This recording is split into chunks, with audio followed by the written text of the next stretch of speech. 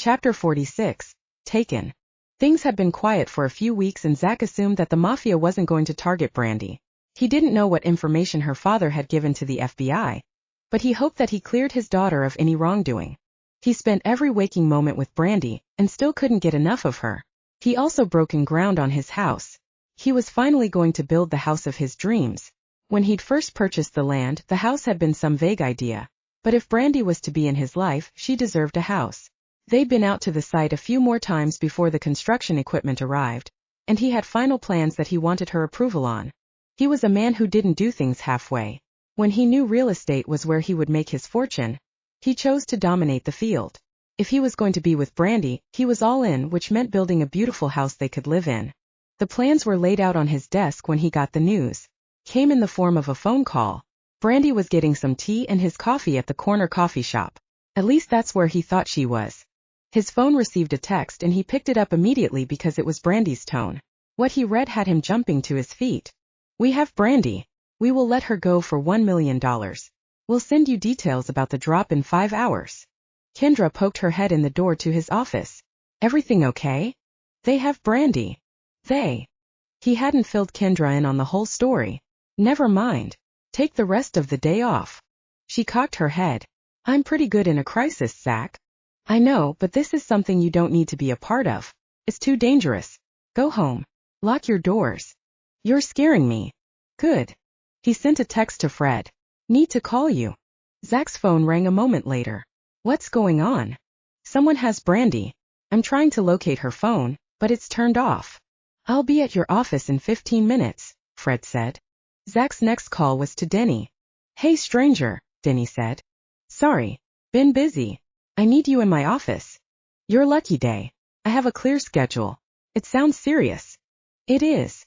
Fred and Denny appeared in his office at the same time. Zach had called downstairs to security to make sure both were allowed up to his office. Fred read the text. "Okay. Let me see if I can get the last place her phone contacted a cell tower." Fred went to the outer office to make the call. Denny settled on the chair opposite Zach. "So what's next?" "Well, I have to wait for their demands. I'll pay the $1 million. Seems like a small amount for a ransom." Zach rubbed his chin. "That's what I was thinking also. There will be something else, I'm sure." He didn't care what it was. He was going to move heaven and earth to get Brandi back. Now that he'd finally fallen in love, that he had someone he saw as a partner, he wasn't going to let her get away that easily. "You care about her," Denny said. Zach nodded. "She's smart and beautiful and good at real estate." "Wow. I had hoped it would happen to you someday, but I wasn't optimistic it would. I'd kill someone if they even touched a hair on my wife's head." Zach suddenly knew how that felt. He would stop at nothing to make sure those responsible for taking Brandi would pay. They may be the Mafia, but he had a long reach also and they had made him angry. "Yeah, I get it." Fred came back in. "We have a location and I have 2 agents going out there to check it out, but I'm not optimistic. This won't be about the money." "I know," Zach said, leaning back in his chair. His heart hurt. It was as simple as that. He couldn't imagine life without Brandi. He refused to believe that he would have to live without her. That just wasn't possible. Fred sat down. "We have to wait until they make a move, but I've put out the word to find anyone who might know things. I'm sorry that we didn't arrest more of their people, but Kent Marsing isn't talking." "Starred," Zach said, banging his desk with his hand. "We could have headed this off if he'd given us more names, but the man's going to jail for these people," Fred said. "I wonder what hold they have on him. I can't imagine they have anything other than his life. Clearly, his daughter's life is less important to him than his own," Denny said. Zach had been thinking the same thing. If he ever had a daughter, he'd do everything in his power to let her know her worth. She wouldn't live thinking that Zach didn't appreciate her. Not everyone should be a father. The bitterness of the situation tinged Zach's every thought. "Let's think about what they may want," Fred said. Denny rose. "I'll make some calls and get that money gathered for you, Zach. You can use Brandi's desk." "Thanks," Denny said. When they were alone, Fred said, "I wish we had a better idea of what they'll want. We could be better prepared." "Do you think they want Marsing?" Zach asked. "Not going to happen and they know that. We aren't going to give him up," Fred said. "I know that, but do they? We don't negotiate like that." Zach went back to mulling over what was potentially going to happen, but all he could think about was Brandi. Was she okay? Was she scared? Good. The last thing he wanted was for Kent Marsing to walk free. The man deserved some sort of punishment just for how he treated his daughter, let alone for his crooked business dealings. Zach rose and paced around his office. I can't sit still. I know, but we can only do so much until they tell us the drop point. Will you have time to put men in place? Doubtful. Zach frowned. So we go in blind. You're not going in anywhere, Fred said. Zach stopped and sat back down. If they want me to make the exchange, then I'm going to do it. I'm not taking any chances with Brandi's life. I'll wear a vest, a wire, whatever, but I'm doing it. Fred put up a hand. Okay, I get it. I can't talk you out of it. They know that Brandi is your weakness. I'm not sure what they want from me. All my business is legit. Fred shrugged. It might be something more intangible. If you haven't gone through the books for Marsing's company, then they can resume some of those activities. Did you seize the company? Yes, but we haven't blocked anyone from doing transactions. We have a feeling that something was going on, that they were using Marsing's company for beyond real estate transactions. That's why we haven't made it public that it was seized. Only you and Brandi know. You mean there's more to this than you let on? Yes, Zach. It's an ongoing investigation, so I couldn't divulge anything. I thought Brandi was safe based on what you said. I had no reason to believe she wasn't, Zach. I didn't intentionally put her in harm's way. We were waiting to see if any transactions happened on the account, then we could make some bigger arrests. For what? Human trafficking, Fred said. Before Zach could think about his nemesis involved in something as awful as that, his phone dinged. Brandi's tone. He looked at the screen. I have the meeting. Chapter 47, The Exchange. Zach was in his office sitting at his desk but wanting to jump out of his skin. It had been 2 days since Brandi had been taken. He hadn't been away from her that long since she'd first stepped into his office what seemed like months ago. He didn't know if she was okay or scared or how she was feeling, and this would be the last time he was ever in this position. This separation had crystallized things for him. He knew his heart. He loved Brandi. He told her so, and that wasn't a lie. He wouldn't use an emotion like that to manipulate anyone, and certainly not Brandi. He picked up a pen and then put it down. He wasn't getting any work done and hadn't even worn a suit to the office. He'd given Kendra the day off so she wouldn't be close to this situation. She didn't need to be collateral damage to his mistakes. He never should have let his guard down and let Brandi go to the coffee shop alone. What had he been thinking? Beating himself up over his mistake wouldn't bring Brandi back, but he would be on guard not to make one again. Brandi was his. She was his to protect, love, honor, cherish. He wouldn't ever let her go, and he'd do everything in his power to make her want to stay with him. Denny was bringing the money today, and he and Fred were meeting in 15 minutes. Waiting for the meeting and eventually the ransom drop made time stand still. Zach had never been one to wish his life away, but right now he wanted this over with. He would have Brandi back and she'd be safe and he'd protect her again. He had the resources and he would use them. His office door opened and Denny walked in with a satchel of money. He placed it on a chair and sat on the other one. You ready? More than ready. We'll get the money back, Fred assured me. Zach waved a hand. It's just money. I can make more. You think they'll ask for something else? Probably. Fred came in with someone else in tow. This is Joe. He'll fit you for the vest and wire you up. Zach removed his shirt while Joe unpacked. Zach shrugged into the vest and then Joe ran the wires. I doubt they'll say anything incriminating, Fred said. Don't try to get them talking either. Give them the money and get Brandi out of there. I'm no hero, Fred. I just want Brandi back. Fred nodded as if he understood. He probably wanted Brandi safe almost as much as Zach did. With his shirt back on, Zach was ready to go. The plan was for him to drive to the drop. The Mafia would have to know they were being watched, so Fred had some final instructions for him. Don't go anywhere with them. I can't guarantee your safety or Brandi's. Don't ask questions, just do what they say. We'll hear them. Zach nodded, and when it was time he headed out to his car. No need to drive the truck and bring attention to what was going on. The drop area was outside of the city but right on the edge. Warehouses lined the streets, but since it was evening, no one was around.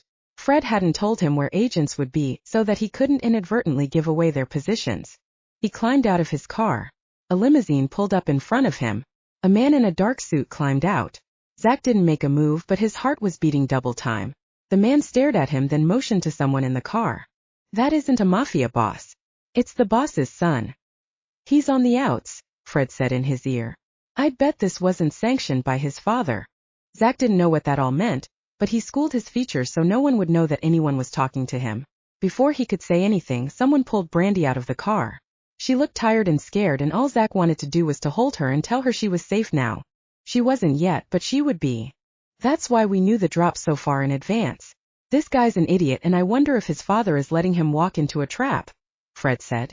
Walk straight here, the man who had first climbed out of the car said. Set the satchel down and take 2 steps backward. Zach did as was requested. His gaze never left Brandi's. She stared back at him, putting on a brave face. She was beautiful, even disheveled. The man giving the orders picked up the satchel and glanced inside. She's a beautiful woman. Zach did his best not to react. He wasn't going to show any weakness. Nice breasts.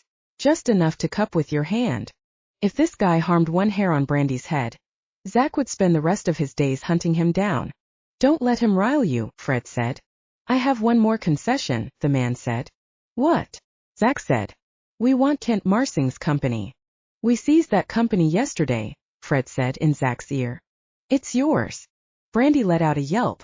No, Zach. It's not yours to give. Zach didn't care if the man wanted the Eiffel Tower, he'd agree to give it to him. I don't have the papers here since you didn't warn me, but I can have Brandi sign it over to you. Brandi frowned. The man produced a set of papers from his pocket. He handed them to Zach. They were an agreement to sign over Kent Marsing's assets to not some organization, but a lone person. Fred may be right. This was outside the Mafia. This man wasn't going to share this with the family. It wasn't any of Zach's concern. Brandi has to sign it. She was yanked up to the front of the car. The papers were placed on the hood, and she was handed a pen. Wait, Zach said.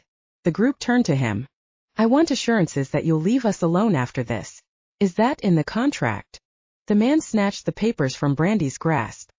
He scribbled something on the paper and showed it to Zach, who doubted it was binding, but it would do for now. Okay. Brandi eyed Zach, who nodded at her to sign the papers. She did with a frown on her face. When she was done, she handed them to the man in charge. He shoved her at Zach. She's all yours. Zach couldn't get his arms around Brandi fast enough. He whispered in her ear. You're okay. Why did you make me sign it over? It'll work out. I promise. Both of you turn around. Count to 200, then you can leave. Zach spun Brandi around with him. Did you put on weight? She asked. It's a vest, Zach said. He heard the cars pull away. Since had no intention of following them, he herded Brandi to his car. But they said, doesn't matter. I'm getting you out of here. Chapter 48, Visit to Prison. Zach looked up at the imposing federal prison outside the city and took a deep breath. This wasn't an area he frequented, but he had to speak to Kent Marsing man to man. He hadn't spoken directly to his rival since the night of the gala. There had been no need, but there was now. Brandi was far too important to Zach for him to hope that Kent would do the right thing. On the road to the prison, signs had warned about picking up hitchhikers. As Zach stepped out of the car, he wouldn't imagine anyone escaping this fortress with its high stone walls and fencing with razor wire. Then again, if someone was determined enough, they could probably figure it out. He'd taken this drive himself in his work truck, thinking that an expensive sports car was not something he wanted to park in this gravel lot. Besides, he left David on call for Brandi, though he'd hoped that she wouldn't wake up for a few hours. He'd left her as sated as he could in his bed. She'd had a trauma, and he wanted to keep her in his cocoon for a little while longer. She'd be awake and pissed when he returned, but he was confident he could smooth things over with her. Kent needed to man up and make sure that his daughter wasn't in danger. Zach knew he could protect her to an extent, but Brandi would never be satisfied being sheltered. Zach couldn't do it to her either. He'd seen how much she'd blossomed in the time she'd been with him, and he wanted to see what her potential was. He owed that to her since he loved her so much. He took one last deep breath of free air before he entered the front door of the prison. He'd never been here, having stayed out of trouble most of his life. Of course, Kent Marsing had helped with that, and that's what brought Zach here. There must be something left of the Kent Marsing who taught him the ins and outs of real estate and how to be a man after Zach's father died. He owed Kent Marsing his life in some ways. He also owed him his future since it included Brandi. The man had one more chance to redeem himself in Zach's eyes. Zach emptied his pockets into a bin, and then submitted to a search by the prison guard. The guard scrutinized him. Does Marsing know you're coming? No. He may refuse to see you. He might, but I doubt it. If nothing else, Kent would be curious why Zach was here and would have to agree to see him find out. The man was going to prison for a long time. He had nothing to lose by listening to what Zach had to say. A buzz sounded, then the gate slid out of the way for Zach to step through. He gave himself a pep talk, reminding himself that this was all for Brandi and to check his ego at the door. He wouldn't let Kent get him riled and would stay on the message he wanted to convey. He was led into a room with a bank of what looked like teller windows, but there were no openings. A wall separated each window and a phone hung on each wall. He'll be right in, but he's going to make you wait. Zach settled onto a chair in front of the first window. I can wait all day. Kent appeared minutes later, and Zach suspected the guard had forced him to come here. Kent flopped into the chair, his complexion sallow in the baggy, orange suit that was so different from his usually tailored ones. They stared at each other for a moment. Zach was in no hurry and Kent didn't have anywhere else to be, so Zach wasn't going to rush. They both picked up their phones. Look what the cat dragged in, Kent said. I was thinking the same thing. Zach stared at the man who had once been his mentor. The man who had taught him so much about the world of business didn't look like a titan of the industry anymore. Zach was sad that it had all come to this, but Kent was responsible for his downfall. Zach hadn't ended up bringing it about, though he wouldn't have been sorry if he did. You come to gloat? Kent asked. I came to ask you to do the right thing. Kent crossed his arms. And what is that? You need to tell the FBI everything you know about the Mafia that you worked for. You need to bring them down. Who says I'm not cooperating? Kent said. Even in jail the man was too arrogant for his own good. I'm giving you some advice. I didn't ask for any advice. Well, I'm giving it anyway. Not for you, Kent. You can rot in jail for all I care, Zach said. If you don't take down as many people as possible with you, Brandi will be looking over her shoulder for the rest of her life. She'll never be safe. Kent studied him and Zach's gaze never wavered. He wasn't backing down until he convinced Kent to do right by his daughter. Kent laughed. I'd never expect you to go out on a limb for a woman. Zach shrugged. This wasn't just any woman. She's special, Kent. The man laughed. Brandi, huh? Brandi's been your downfall. I know you wouldn't understand since you don't see her for who she is, but even if she weren't with me, she deserves to be clear of all your mess. Kent rubbed his chin. That meant that Zach had gotten him thinking. She's your blood, your offspring. That should account for something. You care about her? Zach didn't see a way that Kent could use it against him, so he chose to be honest. I love her. Kent looked down at his hands. I haven't done right by her. Zach schooled his features, but he'd never expected Kent to admit that. The man was broken, but Zach had expected him to go down fighting. Something was gone from Kent Marsing and maybe he would choose to do the right thing. He had the power to set his daughter free. You haven't, Kent.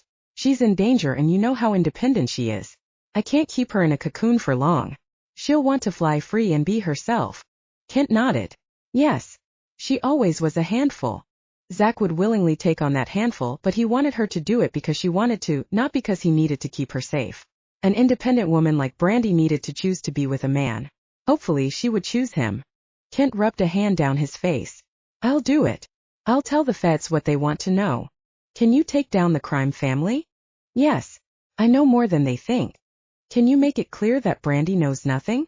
Yeah, I can put the word out. Kent took another moment to study him. You really love her?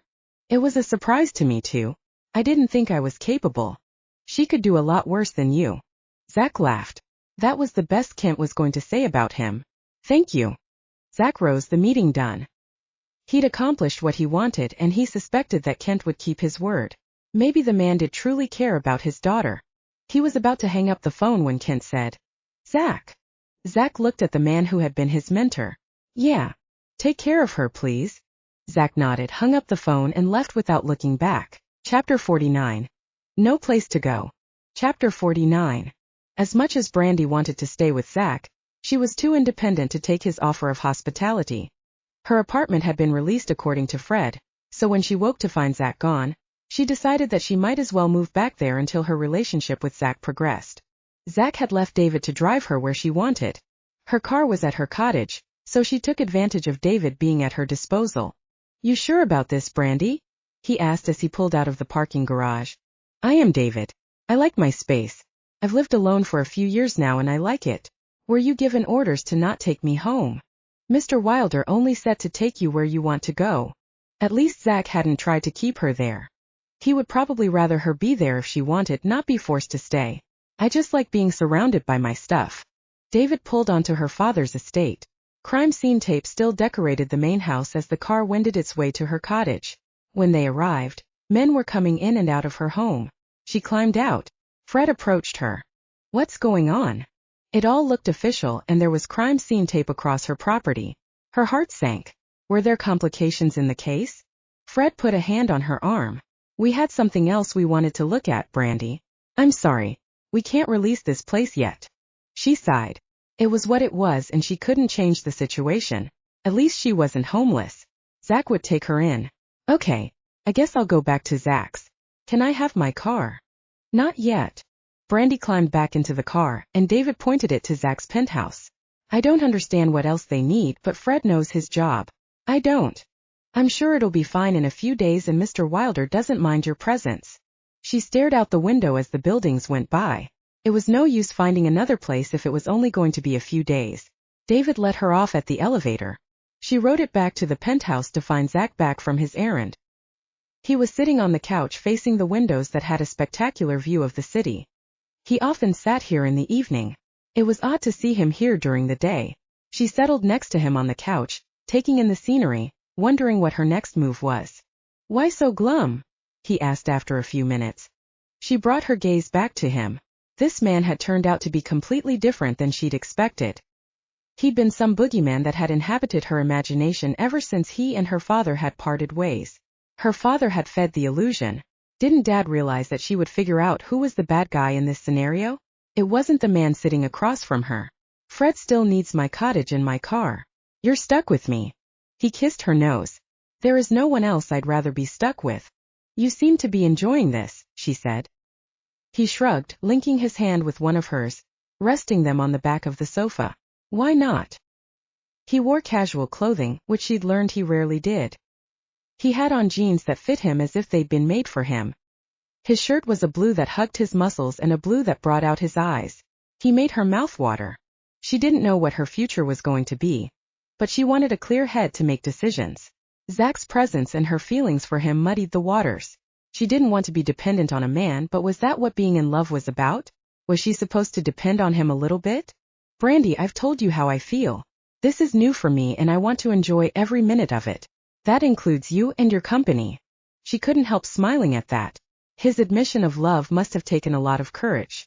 He wasn't a man prone to weaknesses, and he might view being in love as a weakness. I can hear you thinking. Stop.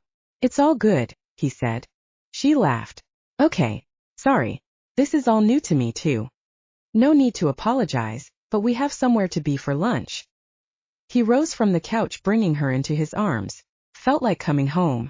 Do we? Yes. You're hungry, right? He asked. I didn't eat breakfast, she said as an answer. Her stomach rumbled at that moment and they both laughed. Okay, then let's go. David's waiting. Did he know about this? She said in the elevator. Not until just now, Zach said. He held her hand on the ride down and then again when they were in the car. They were a couple. They were a unit, and Brandi was pretty sure they could conquer the world together. When she looked out the window, she realized where they were going. To the lot on the hill where Zach was going to build his dream house. When they arrived, David opened the door for them. The tent was up again, but there was no food truck. Zach climbed out and held out his hand for Brandi. I wanted to wait until sunset, but I can't. A table was set under the tent and a cooler sat next to it. Good luck, Mr. Wilder, David said and drove away. Brandi studied Zach, thinking it was an odd thing to say to him. Then again, the last few weeks hadn't been anything close to normal, and she was learning to go with it. He pulled out a chair for her, then pulled a bottle of champagne out of the cooler. She saw food in there too and she got excited. Picnic, another one. Zach poured them both a glass of champagne. He held up his glass. To us and the future. She touched her glass to his, then sipped. She looked around. This is such a beautiful spot, Zach. You're going to love living here. When she turned back to him, he was getting down one knee. What was he doing? Zach. I brought you here because I want this house to be yours also. What? Ever since you came into my life, Brandi, you've turned it all upside down and I can't imagine life without you. He pulled a box out of his pocket and opened it. Will you marry me, Brandi? Chapter 50, The Wedding. Brandi couldn't believe that the ring that she'd given back to Zach at the restaurant was in his hand, and he was actually proposing. On the land where he will build his dream house. You're leaving me hanging here, Brandi. She put a hand over her mouth in shock at the sight of Zach Wilder asking her to marry him. Yes. Of course yes. He slid the ring onto her finger. She was engaged. This time for real. She leaned down and kissed Zach, almost knocking him over. They fell in a heap, laughing, Zach's strong arms around her. She put her hands on his chest. Sorry. No worries, Brandi. I never mind you on top of me. She laughed. You really want to marry me? I do, Brandi. You know that I wouldn't ask if I didn't want you. He brushed some hair off of her face. Don't ever doubt me or how I feel about you. I have to plan a wedding, she said. We can hire a wedding planner. She wrinkled her now. I'm not sure I want to delegate that, but then again I've never dreamed of a big wedding. No cathedrals then? She laughed. Nothing like that. I'm not fancy, Zach. You can have whatever type of wedding you want. I'll write the checks and you tell me where to show up. She rested her chin on his chest. What if I want to elope? Yeah. There's no one I need there. I want my mother there, whatever we do. She couldn't grin any bigger. That's one of the reasons I love you, Zach. You're close to your mother. That's attractive? Yes. It says a lot about your character. So this eloping. When? We could do it now. Today. Tomorrow. There's no reason to wait. His eyes lit up. That'll make the honeymoon come sooner. She pushed off of him. First you have to feed me. He rose and emptied the cooler of food. Brandi couldn't imagine how he pulled this off in such a short time, but Zach never seemed to see any obstacles. When they'd eaten, he leaned back in his chair. I can have the jet ready to go in an hour. You mean it? We can elope. Where? Vegas. He looked up as if making a decision.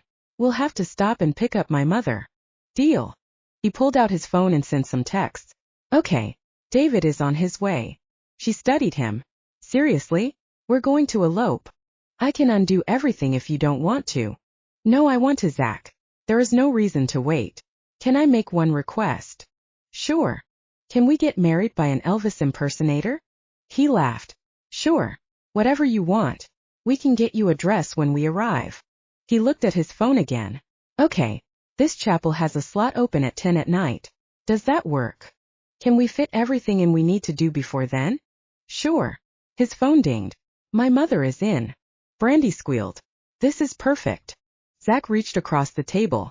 Anything for you. The plane was ready for them when they arrived at the airport. They'd gone home to pack, then straight to the airport. His mother was ready when the plane landed, and then they were off to Vegas. Emma had put on a flower dress for travel. That's a beautiful dress, Brandi said. Thanks, Emma said. Is it okay for your wedding? It's wonderful. I'm so glad you're going to be here.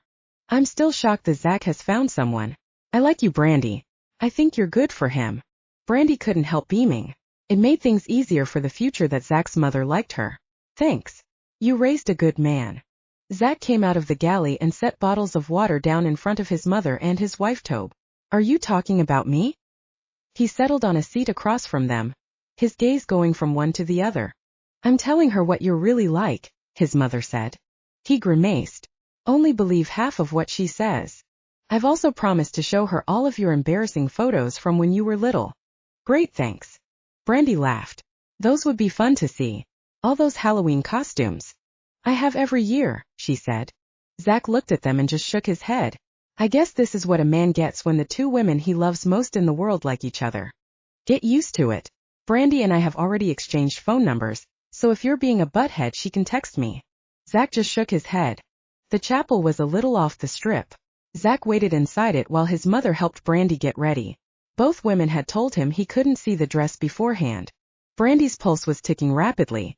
She was excited for this day. You ready? His mother asked. Yes. More than ready. Okay. I'll give you 1 minute, then you come in when the music starts. I can't wait to see my son's reaction to your dress. You look beautiful. The door closed and a minute later the music started. Brandi took a deep breath then let it out. She was more than ready for this. Her heart leaped in her chest when Zach saw her and he wiped a tear from his eye. He took her hand when she reached the front of the wedding chapel. I love you, Brandi. I love you too, Zach. Now let's get married.